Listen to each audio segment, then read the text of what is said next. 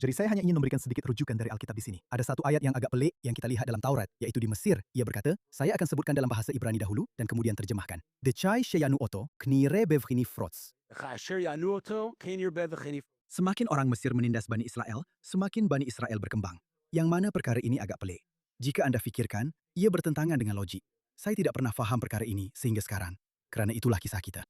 Semakin banyak kegelapan yang mereka bawa, semakin banyak cahaya yang kita bawa. Dan semakin mereka meneror kita, semakin kita berinovasi. Ia sungguh menakjubkan untuk dilihat. Dan ia disokong oleh data. Dalam peperangan ini, Israel terus memecahkan rekod dalam penggabungan dan pengambil alihan serta pusingan strategik besar dan banyak lagi perkara lain. Jadi, ia benar-benar ketahanan luar biasa yang Anda lihat dalam dunia teknologi di Israel. Sekedar ingin tahu. Ya, Anda boleh bertepuk tangan untuk Israel. Siapa di sini yang pernah membaca buku Startup Nation? Baiklah, ia sebuah buku yang hebat. Jangan beritahu penulis bahawa saya kata begini, tapi ia perlu dikemas kini. Ia agak ketinggalan zaman. Dan saya kata begitu kerana Israel, usahawan Israel dan pelabur Israel sebenarnya tidak lagi mahu membina syarikat permulaan. Kami mahu membina syarikat besar, mampan dan global. Jangan hanya percaya kata-kata saya. Kita ada beberapa pelabur yang sangat dihormati di sini. Dan saya mahu dengar daripada mereka, tapi sebelum kita mula, boleh perkenalkan diri anda dalam 30 saat, Brad? Sudah tentu. Saya telah menjadi pelabur ekuiti persendirian hampir sepanjang kerjaya saya.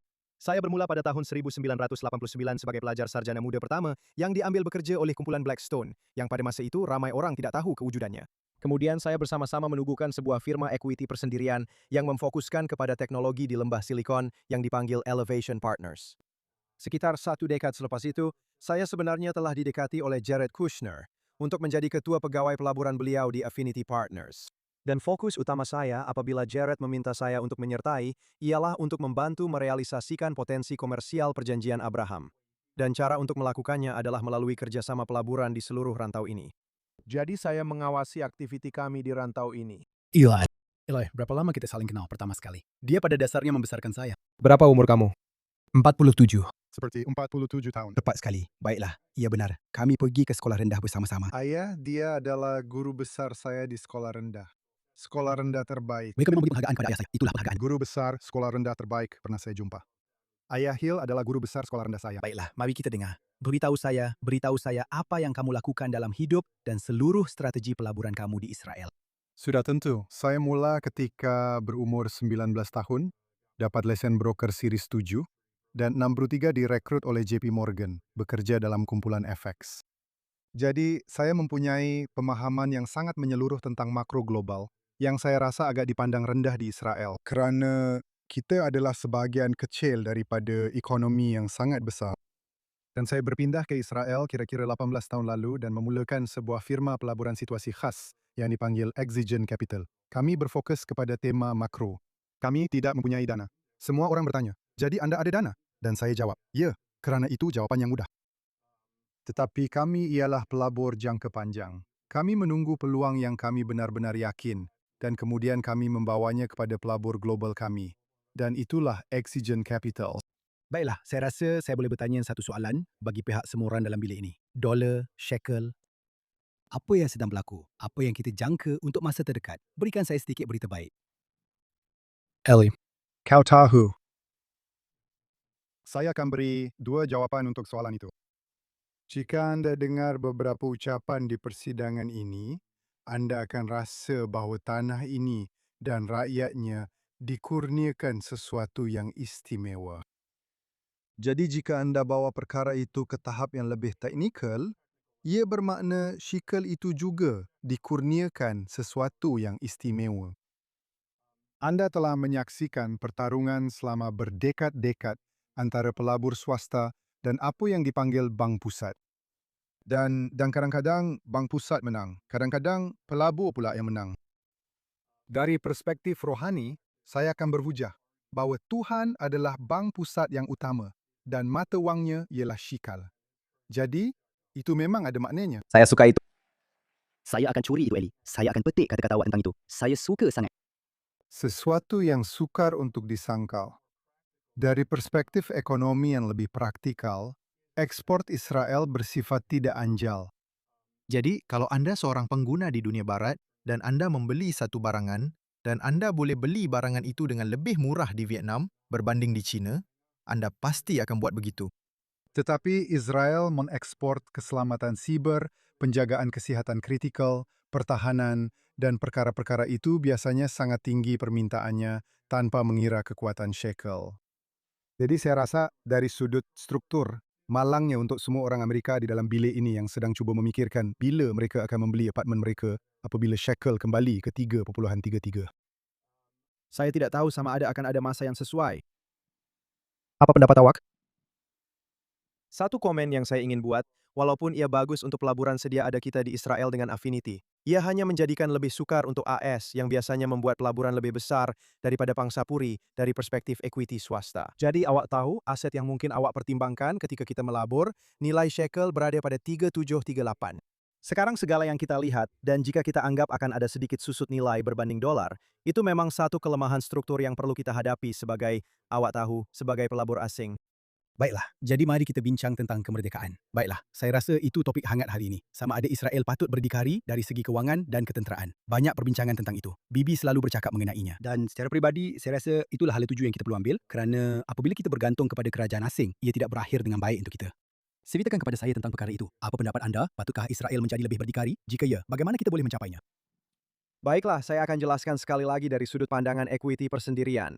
Saya rasa jika Anda lihat kepada arah aliran struktur, saya percaya akan ada peningkatan dalam kemerdekaan. Israel perlu menjadi semakin berdikari dalam beberapa bidang utama, dan disitulah saya rasa equity persendirian tradisional boleh memainkan peranan. Saya rasa akan berlaku pemindahan kapasiti pembuatan tradisional ke kawasan yang lebih dekat. Saya rasa kita sudah tahu dan kita telah melihat Perdana Menteri dan Menteri Pertahanan mengatakan bahwa kita perlu mempunyai pembuatan yang lebih berdikari untuk komponen teknologi pertahanan asas. Jadi saya rasa Anda akan melihat peralihan ke arah itu yang semakin ketara di situ. Dan disitulah terdapat peluang sebenar untuk equity swasta, betul? Jika kapasiti pembuatan memerlukan lebih banyak modal, dan disitulah saya percaya orang seperti Affinity, semasa saya di sana, sedang melihat peluang dalam ekonomi tradisional. Saya rasa di situ ia akan memerlukan sejumlah besar equity swasta. Ia tidak boleh dibiayai sepenuhnya dari dalam negara. Tepat seperti yang kami katakan sebelum ini, kita sedang beralih daripada negara permulaan, betul? Equity swasta adalah petunjuk yang baik untuk itu, kan? Anda tahu sudah tentu, terdapat keseluruhan landscape VC di sini. Kami sedar, atau kami sudah biasa. Tetapi semakin banyak saya dengar tentang PE, Anda tahu, memasuki Israel, semakin baik untuk kita setakat yang saya tahu. Apa pendapat Anda? Saya setuju, saya akan kaitkan dengan kebebasan, otonomi, dan ketahanan berkaitan dengan kecerdasan buatan, yang jelas merupakan topik besar pada masa kini.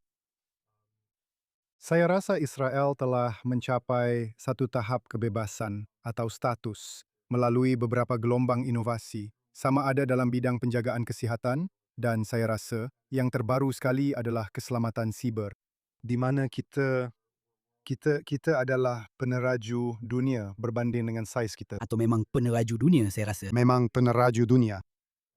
Bercakap tentang Tuhan untuk perkara syukur itu. AI adalah cerita yang berbeza kerana apa yang anda lihat di seluruh dunia ialah dominasi AI dicipta oleh infrastruktur fizikal. Ia adalah pusat data yang sangat besar. Dan itu bukanlah bidang yang setradisional Israel cemerlang. Jadi saya rasa apabila kita memikirkan bagaimana Israel boleh menjadi bergantung dan berdaya tahan dalam landscape AI, itulah yang akan benar-benar, pada pendapat saya, menentukan beberapa dekad akan datang. Saya rasa ia berkaitan dengan memajukan teknologi dan menjadikannya lebih kecil serta lebih cekap. Ini tentang teknologi kuantum. Ia adalah AI pakar, jadi saya akan membantah. Sedikit tentang Anda, perlu mencetuskan kontroversi. Panel. Mencetuskan kontroversi hanya kerana kita sudah saling mengenali selama 47 tahun. Sebenarnya, kau nampak lebih comel masa pakai lampin dulu berbanding sekarang. Aku dah cakap, jangan cerita pasal tu secara terbuka, bro. Maaf, salah aku. Jadi kita kena buat benda-benda ni lebih kecil dan lebih efisien. Kita kena cipta AI pakar.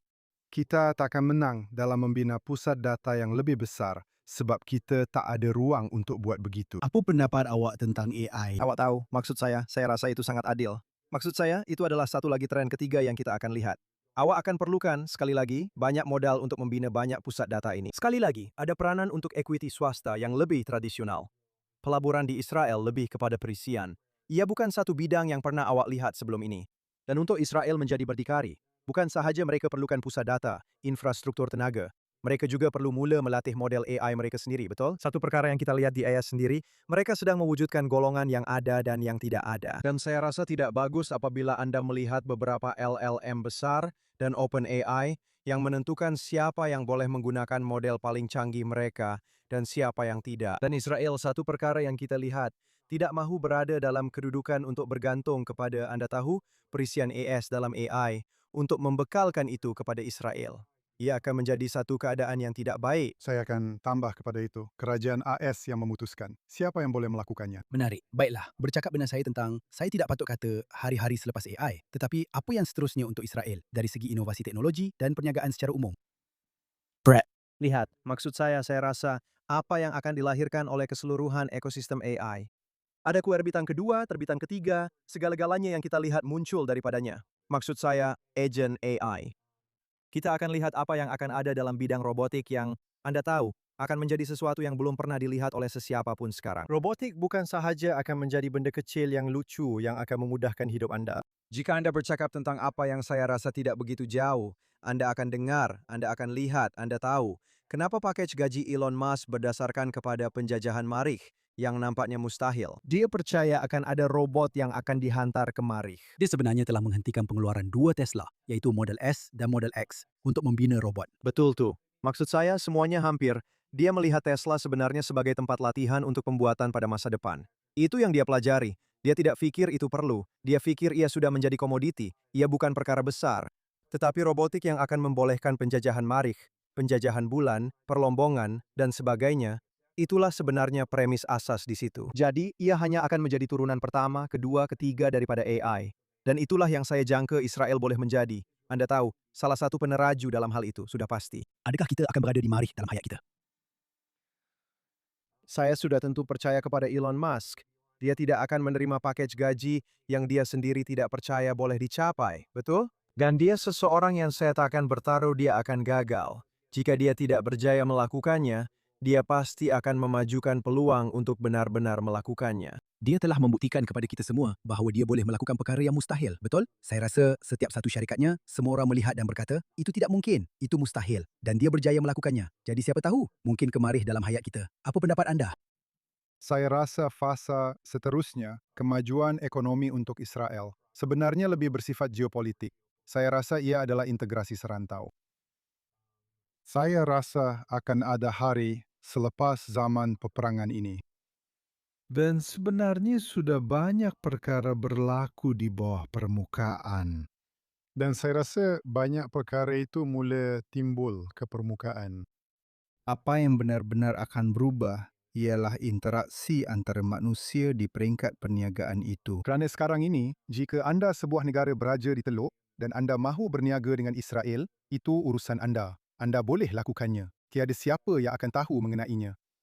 Tetapi jika anda sebuah perniagaan Israel dan anda mahu membuka perniagaan di Dubai, di Abu Dhabi, di Doha, di Riyadh, di mana-mana sahaja, anda sedang mengambil risiko yang besar. Budaya cancel ialah risiko yang paling tidak mengancam perniagaan itu. Jadi saya rasa apabila kita sudah melepasi perkara itu, saya rasa akan berlaku satu perubahan paradigma yang sebenar untuk perniagaan kecil dan sederhana yang boleh pergi ke tempat-tempat tersebut buat kali pertama dan merasakan mereka benar-benar boleh terlibat. Jadi saya teruja untuk perkara itu bagi mereka. Perjanjian Abraham membantu dalam hal itu, sudah tentu. Tetapi saya harus katakan, Anda tahu, saya telah banyak memikirkan tentang perkara ini kebelakangan ini. Ayat terkenal yang setiap orang Yahudi dan setiap orang Kristian di dunia tahu, yaitu, sesiapa yang memberkati orang Yahudi akan diberkati. Sesiapa yang mengutuk orang Yahudi, betul. Itu satu konsep yang baik. Dan, Anda tahu, tetapi jika Anda lihat pada 10 syarikat paling bernilai di dunia, 9 daripadanya sangat Zionis, betul? Apakah syarikat paling bernilai di dunia sekarang? Nvidia. Orang itu baru saja meningkatkan kehadirannya di Israel 3 kali ganda, betul? Setiap satu daripada mereka, Meta, Amazon, Google, Apple, betul? Berapa ramai pengguna iPhone dalam kalangan penonton? Angkat tangan anda. Wah, Android? Saya minta maaf, kekalah. Awak pengguna Android? Saya tahu ia sempurna. Saya tahu ia sempurna. Tidak, tapi gurauan diketepikan. Seperti bila awak seorang Yahudi yang bangga dan juga pengguna Android yang bangga. Okey, kita akan berdebat tentang itu nanti. Ia seperti satu agama, tahu tak? iPhone, Android. Bila awak buka kunci iPhone awak guna Face ID, ramai orang tak sedar tentang ini. Bila awak buka kunci iPhone guna Face ID, ada sesiapa tahu siapa yang cipta itu. Itu adalah usahawan Israel, PrimeSense, yang telah diambil alih oleh Apple. Dan, tambahan pula, usahawan yang sama itu baru sahaja diambil alih untuk kali kedua oleh Apple semasa perang ini.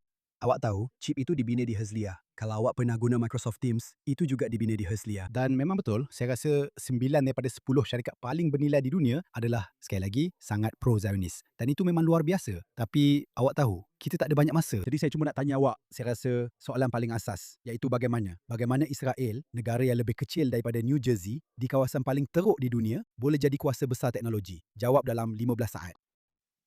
Meminjam kata-kata Golda Meir, adakah kita ada pilihan lain? Saya suka jawapan itu. Kita semua adalah lelaki Arnab. Kalaulah saya sempat bertemu dengannya. Ya, sebagai cucu tulen, 100% kepada mangsa yang terselamat daripada Holocaust, saya setuju dengan itu. Kami tiada pilihan lain. Kami telah ditempa. Tapi saya rasa, anda tahu, ia sesuatu yang menarik. Jika anda naik teksi di Tel Aviv dan bercakap dengan pemandu teksi itu, anda tanya, berapa lama anda jadi pemandu teksi? Dia akan jawab, saya bukan pemandu teksi, saya ada syarikat permulaan. Ini hanya kerja sampingan saya, betul? Setiap orang di negara ini, ia sudah sebati dalam budaya Israel. Dan ia Tidak pernah perlahan. Dan dia juga telah berperang dalam banyak peperangan. Sebenarnya betul, kawan. Anda Tepat pada masanya juga. Terima kasih semua.